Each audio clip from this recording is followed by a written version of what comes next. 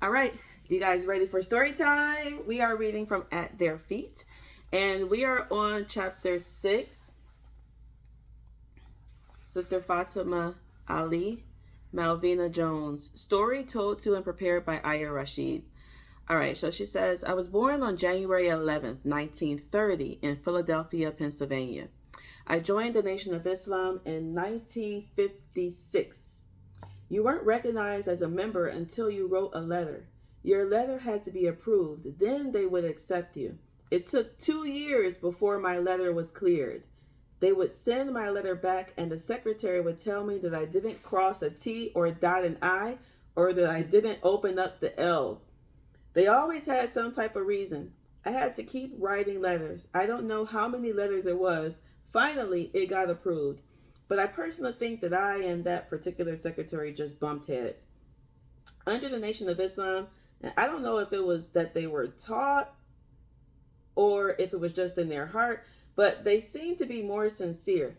Back then, the brothers and sisters were more sincere and more concerned about the next person. They go out of their way for you, for anything. It's a little bit different. I've seen where the sincerity wasn't the same as it was in the Nation of Islam. Now, why? I don't know. If now there's more freedom because in the Nation of Islam, it was kind of disciplined. There isn't anyone to observe you like it was in the nation. I was in the MGT until 1975. The Muslim Girls Training mainly was about being a good housewife and mother. Although in the Muslim Girls Training, we did a lot of things.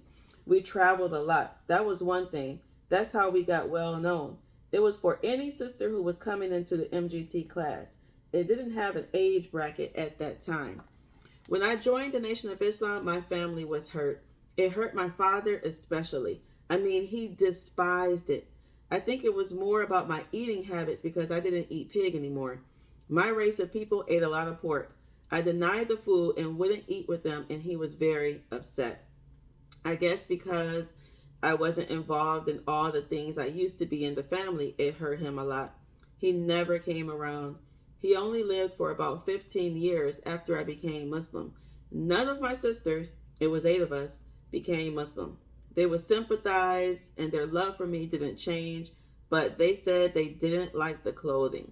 At that time, if you wanted to be in, you had to dress accordingly.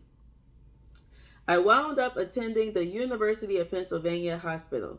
At that time, they had a program for underprivileged women who wanted to learn nursing but couldn't afford it.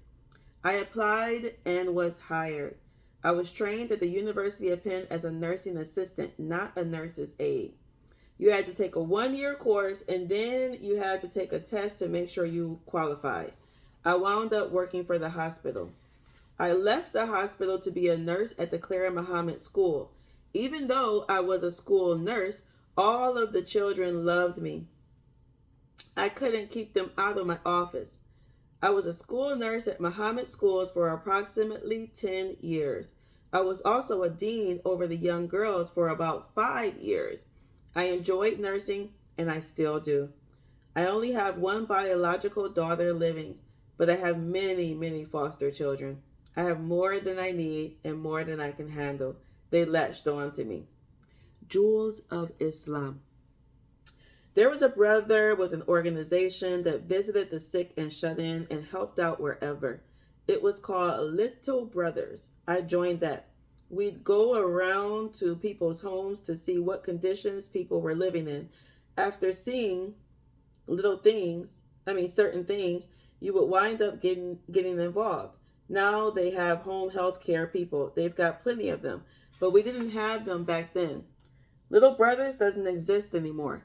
People got older and it faded away. I don't know why. This is how I started the Jewels of Islam. I was already working with the MGT, Muslim Girls Training, before I met Sister Rafika.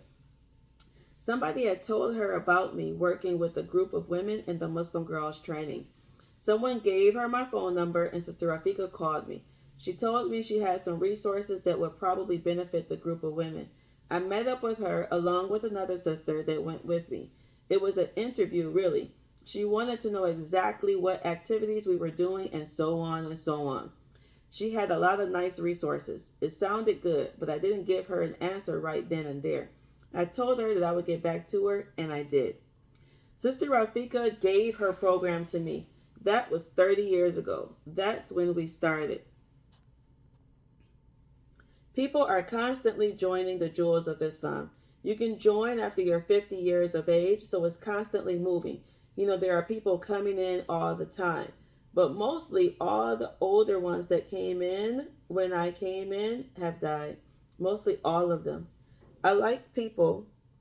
That's number one. It doesn't matter what race, who you are, or what it is. If I can help you, I will.